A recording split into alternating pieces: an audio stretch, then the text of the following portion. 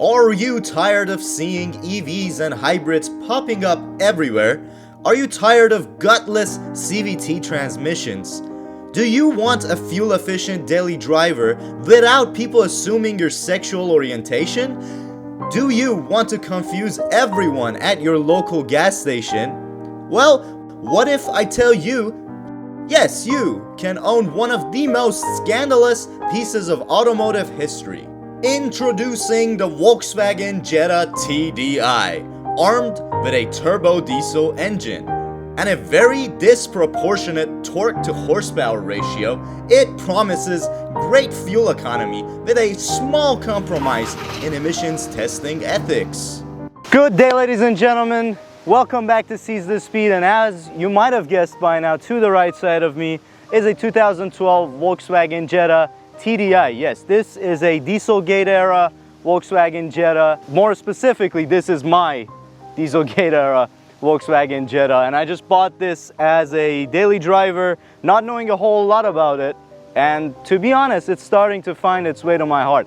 Let's go ahead and walk around it and just take a look at what this really is. So let's talk about powertrain on the Mark 6 or A6 Volkswagen Jetta. So the Mark 6 or the A6 Volkswagen Jetta was manufactured from 2011 to 2018. Everybody was hearing talks of EVs and increased emission regulations. So auto manufacturers were looking for all kinds of powertrain options. This Jetta had more powertrain options than I can count on my fingers. It had a naturally aspirated 5-cylinder, 4-cylinder turbo diesels, 4-cylinder petrol options of plenty, few for the US, few for European markets, and it even had a hybrid version, which I think less people bought that than they bought this one, and for pretty good reason. For the US market though, we got this 2-liter turbo diesel or TDI engine, and it made 140 whopping horsepowers, but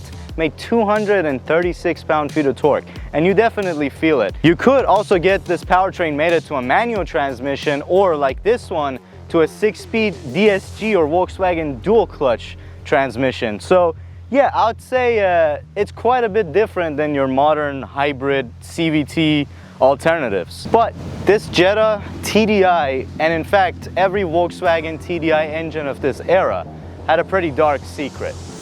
Take a look at this. This is a sticker on this particular Jetta stating that it has had its emission system corrected to meet EPA standards. And you might ask, isn't every new car sold in the US supposed to pass EPA standards? The answer is yes. Did this do that though? No. So this is a pretty long story, and I need to sit down, and I'm gonna utilize my other newly acquired, not so reliable daily driver. If you want to see more of this one, link up here. But Dieselgate, the news of this came out back in 2015 from some students doing testing on internal combustion engines in West Virginia University. And the idea was that Volkswagen apparently had a backup map for these cars. It noticed when it is going to be emissions tested, and it would reduce the emissions produced by reducing the performance of the engine, of course, to meet EPA regulations.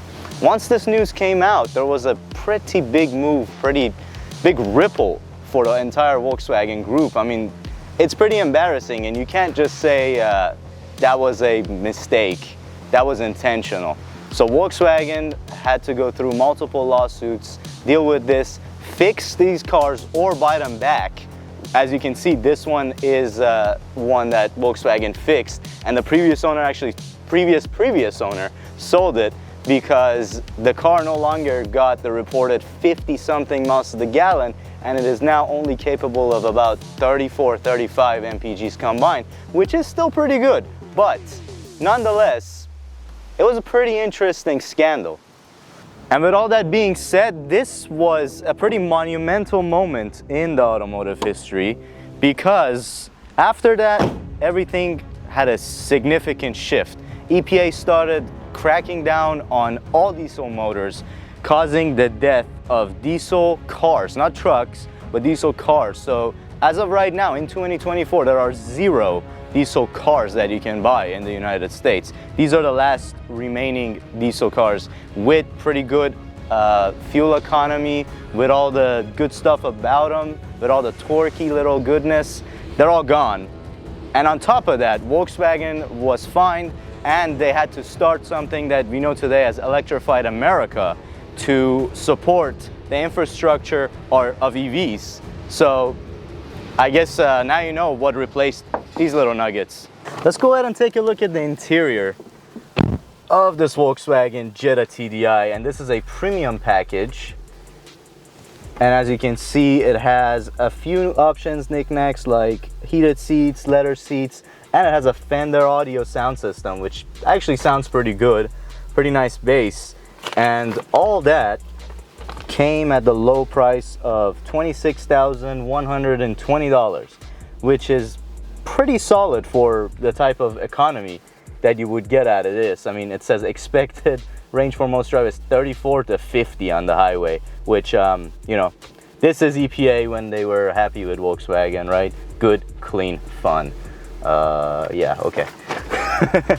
But Volkswagen had to actually add a bunch of extra emissions equipment, like a new catalytic converter, I believe, and a couple other knickknacks. So it muffled the car a good bit. And let's go ahead and listen to what a diesel 4-cylinder sounds like. How about that?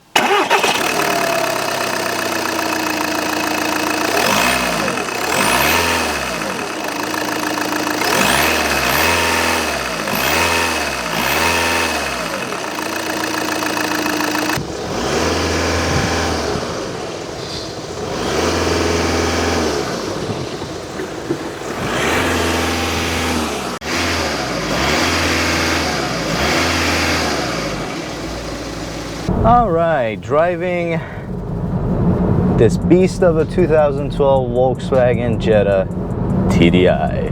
To be honest, from the driver's seat, it doesn't feel much different than a TSI, which is the gas alternative of this car. One thing I'm really enjoying is the DSG transmission. It's smooth at speed.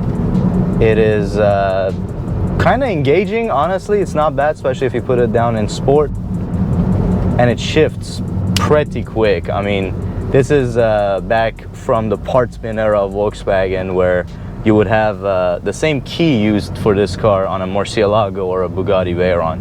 So the DSG, you can thank Volkswagen for adding that to this car. The diesel is a tad more noisy, as you heard before. Volkswagen TDI has a very distinct loose bolt rattle to it. See what this puppy got. We're in sport mode. That's 40. That's 60. You know what? We're just curious. Let's see how long it takes to get to 60 in this thing. Full stop. Ready? Go. Whoa, got a lot of spin. Anytime now. 60. There we go. 9.6. That was a bad lunch, but 9.6 is not fast. It is torquey though, so it doesn't feel slow. You know, from the driver's seat, especially on the highway, by the way, compared to something like a, let's say, modern Toyota Corolla, especially an A gas engine, this would outshine something like that on the highway. It has decent passing power. That 236 pound-feet of torque is definitely apparent when you drive this thing. And it makes school bus noises. It sounds like a mini Ford F-250, so that's an added bonus. It's kind of fun, especially driving with your windows down. You definitely hear a lot of turbo noise. This transmission's great. It doesn't make all the CVT buzzy, annoying sounds. So to me, as a car enthusiast, I like driving something that's a bit more engaging, even on a daily basis. And after me just doing a 0 to 60 attempt, this thing is sitting at 23 mpg on this drive. Average on this car, I get something around 34, 35-ish for my mixed driving, and I'm not easy on this car, I'll be honest with you. I definitely drive this thing like I drive any of my other cars. I let it rip, I have my fun with it, and I have a 100-mile-a-day commute, and I probably need to fill up maybe once every week and a day. So it goes an entire week for me, 4 times 100 miles each, and then another 50, and it's still got a quarter at that point. So estimated you can stretch and get 500 miles to a tank in this, which is definitely worth the slight bit of upcharge on diesel.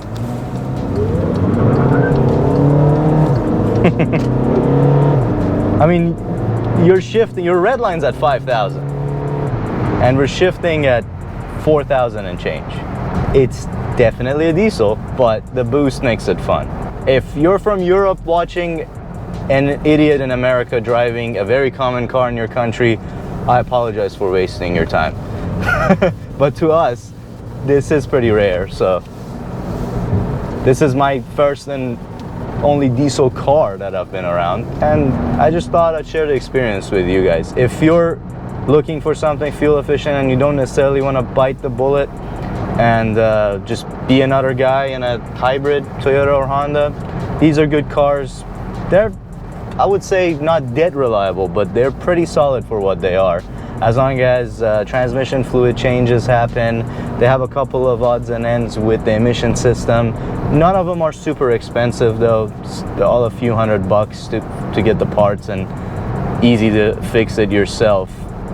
And on top of that, the TDI, the diesel version, is a timing belt engine, so that would be another maintenance item. And with that being said, I think that is going to conclude everything I have about this Volkswagen Jetta TDI. If there's a count of how many times I said that, you should have been taking shots. But thank you so much for watching this video. Please consider subscribing if you're not. Look at my other car reviews if you're into cars. I have a lot faster cars on this channel. Don't let this fool you. But with that being said, have a great day. Peace out, and I'm out.